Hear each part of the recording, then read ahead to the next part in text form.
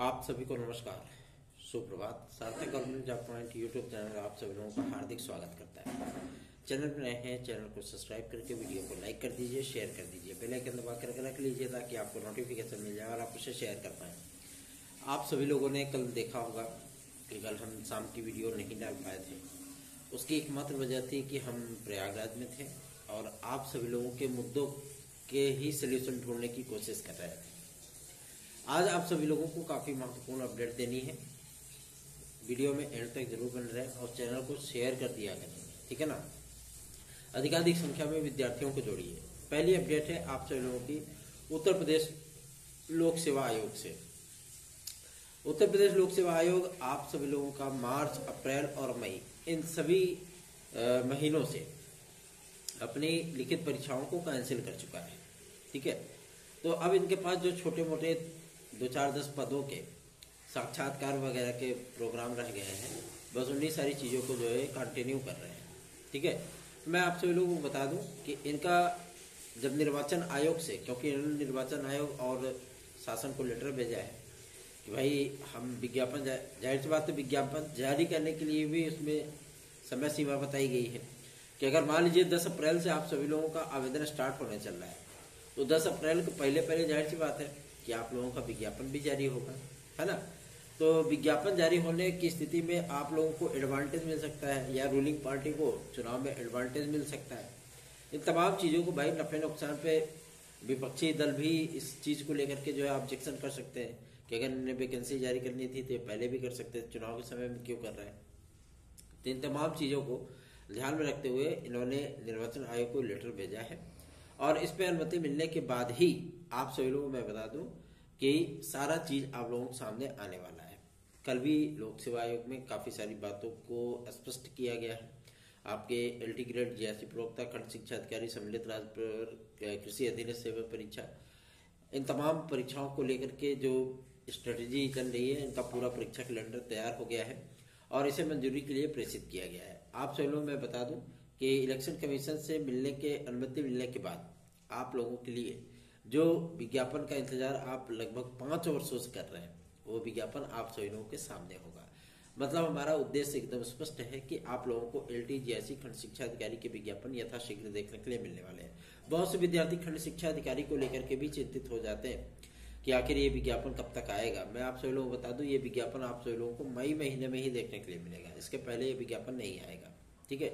या तो भैया हो सकता है कि कुछ भी जो है लोक सेवा आयोग कर सकता है, लेकिन उम्मीदें, क्योंकि लोक सेवा आयोग के अधिकारी भी इस बात को स्पष्ट कर रहे हैं कि हम पहले एलटी जीएससी पर फोकस कर रहे हैं और एलटी जीएससी जारी करना हमारी प्रायोरिटी में सम्मिलित है, ठीक है। और बस ज़्यादा नहीं, 2-3 दिन में सारी चीज़ें स्पष्ट हो रही हैं। मान के चलिए होली के पहले ये चीज़ें स्पष्ट हो जाएंगी।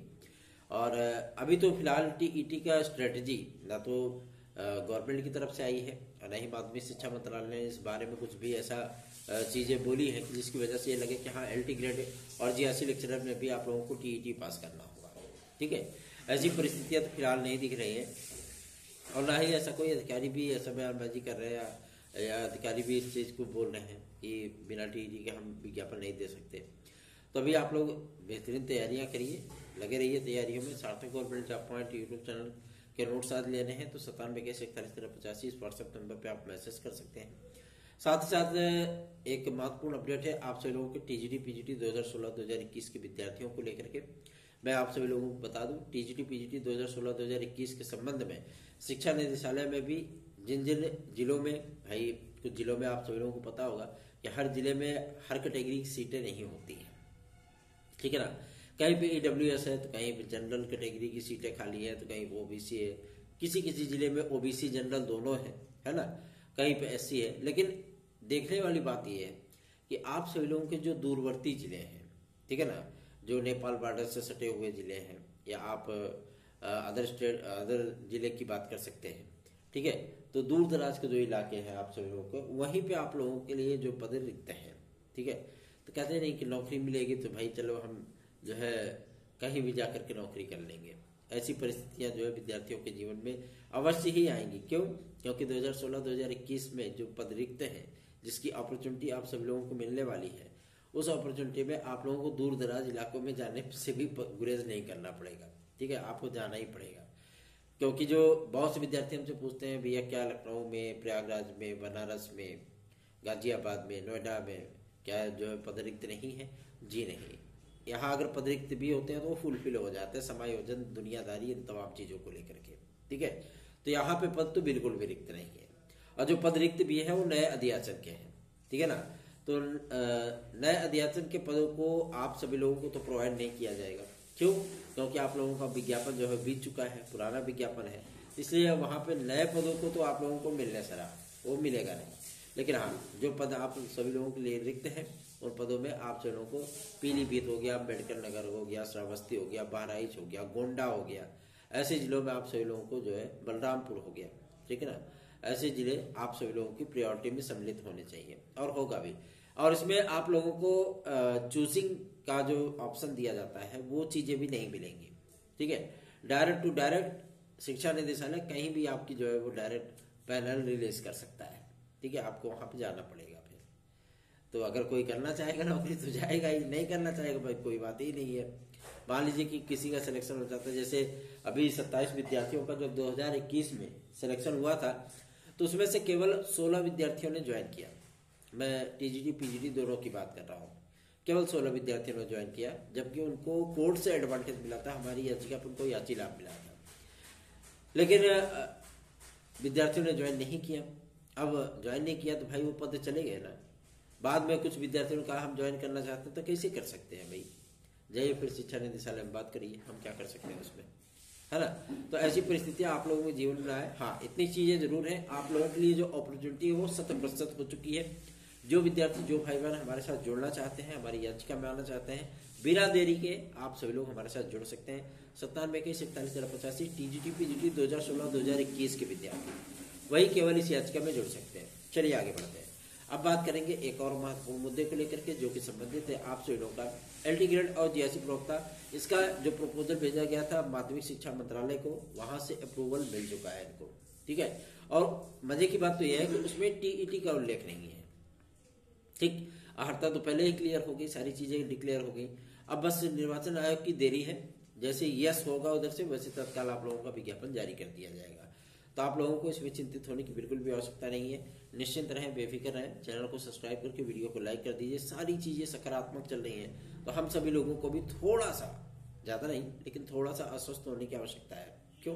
क्योंकि आप सभी लोगों के लिए अपॉर्चुनिटीज बढ़ रहे हैं, ठीक है। और इस चुनावी आचार संहिता में आप सभी लोगों के लिए विज्ञापन जारी कराना वास्तव में एक मील का पत्थर ही होगा। लेकिन कहते नहीं कि प्रयासों में बहुत ताकत होती है और प्रयास कभी निष्फल नहीं होते। तो आप सभी लोगों को भी ये बातें समझनी होंगी और अधिकाधिक संख्या में विद्यार्थियों को जोड़ना होगा। चलिए आगे बढ़ते हैं। अब बात करेंगे आपके यूपी कांस्टेबल को लेकर के। यूपी कांस्टेबल के लिए बहुत से विद्यार्थी पूछते हैं कि भैया पेपर कब हो सकता है। मैं आप सभी लोगों को बता दूं, यूपी कांस्टेबल के लिए अभी आप सभी लोगों को 1 अप्रैल तक का इंतजार करना होगा। 31 तारीख को जो फाइनल रिपोर्ट एसटीएफ की तरफ से और पुलिस प्रोन्नति बोर्ड की जो इंटरनल कमेटी बनाई गई है, जब वहां पे पूरी रिपोर्ट फाइनल हो जाएगी और शासन को दिया जाएगा तो उस पर एक मीटिंग होगी। मीटिंग होने के बाद जिम्मेदारियां तय की जाएंगी कि किसकी वजह से कहां से पेपर लीक हुआ था, ठीक है। ये सारी चीजें क्लियर होने के बाद, क्योंकि 79 करोड़ का फटका लगा है गवर्नमेंट को, तो इतनी आसानी से चीजें आसान नहीं हो सकती ना, इसीलिए तो 6 महीने का समय दे दिया गया कि आप 6 महीने के भीतर ये प्रक्रिया पूरी करिए, ठीक है। तो 6 महीने में आप सभी लोगों का लगभग 1 महीने तो बीत ही चुका, 5 महीने शेष बचते हैं। अब 5 महीने के भीतर आप सभी लोगों को फिजिकल और ये लिखित रिटर्न एग्जाम ये दोनों देना होगा। और स्ट्रेटजी जो बना रही गवर्नमेंट की, पहले आप लोगों ने सुना होगा कि ऑनलाइन एग्जाम कराने को लेकर के, जी नहीं, ऑनलाइन प्रोसेस को गवर्नमेंट पहले से ही खारिज कर चुकी है। ये परीक्षाएं आप सभी की ऑफलाइन ही होंगी, ठीक है ना। लेकिन हाँ, अब विद्यालयों की जो है अवेलेबिलिटी को भी ध्यान में रखा जा रहा है कि अधिकाधिक संख्या में जो राजकीय डिग्री कॉलेजेस हैं या जो संबद्ध संस्थाएं हैं जो गवर्नमेंट सेक्टर में आती हैं या गवर्नमेंट के विद्यालय हैं, ठीक है ना, मान्यता प्राप्त गवर्नमेंट के विद्यालय हैं जहाँ पे माध्यमिक शिक्षा सेवचन बोर्ड टीजीटी पीजीटी शिक्षकों की नियुक्तियां करता है, ऐसे विद्यालयों में ही सेंटर बनाया जाए और वो विद्यालय पूर्णतया गली कूचे में ना हो, नुक्कड़ पे ना हो, मतलब एकदम गुच्ची गुच्ची में ना हो कि मोटरसाइकिल ले जाना भी मुश्किल हो। ऐसी परिस्थितियों के लिए मेन रोड पे ही जो विद्यालय होंगे उन्हीं को सेंटर बनाया जाएगा। और परीक्षा के शेड्यूल में भी थोड़ा सा बदलाव किया गया है। इतनी भारी भारी संख्या में विद्यार्थियों को, भाई 50 लाख आवेदन है, तो 25-25 लाख को 2 शिफ्ट में बांट दिया गया कि 2 दिन में हम इस पर 25-25 लाख विद्यार्थियों को सम्मिलित करेंगे। तो ऐसी परिस्थितियों से गवर्नमेंट थोड़ा सा पार पाना चाहती है। विद्यार्थियों की संख्या कम होगी तो सेंटर बेहतरीन ढंग से बनाए जा सकते हैं और एग्जाम को अच्छी तरीके से कराया जा सकता है। इसलिए इस बार की स्ट्रेटेजी में आप सभी लोगों को थोड़ा सा परिवर्तन देखने के लिए मिलेगा और ये परीक्षाएं कंटिन्यू 5 दिन तक चलेंगी, ठीक है ना। थोड़े विद्यार्थी एक दिन, थोड़े विद्यार्थी एक दिन, ऐसे करके आप लोगों को 5 दिन एग्जाम देखने के लिए मिलेगा, जो कि मैराथन पारी होगी पुलिस प्रोन्नति बोर्ड के माध्यम से। ये प्रस्ताव शासन के सम्मुख है। शासन अगर इस पर मंजूरी देता है, इसे अमल में जरूर लाया जाएगा। चलिए आगे बढ़ते हैं। अब बात करेंगे आपकी यूपीएसआई की वैकेंसी को लेकर के। यूपीएसआई की वैकेंसी आप सभी लोगों में बता दूं, ये विवाद छटने के बाद आप सभी लोगों को यूपीएसआई की वैकेंसी भी देखने के लिए मिल जाएगी। ऐसा नहीं कि चुनावी आचार संहिता के बीच में पुलिस प्रोन्नति बोर्ड आप सभी लोगों को यूपीएसआई की वैकेंसी नहीं दे सकता है। ऐसा कोई भी चीज नहीं है कि आप लोगों को दिक्कतों का सामना करना पड़े, क्योंकि पुलिस प्रोन्नति बोर्ड में भी विद्यार्थियों ने पता करने की कोशिश की थी। हमारी टीम के सदस्यों ने जाकर के वहां पे मुलाकात की थी, तो काफी सारी चीजें स्पष्ट हुई है कि गृह विभाग और वित्त विभाग दोनों ने मंजूरी दे रखी है।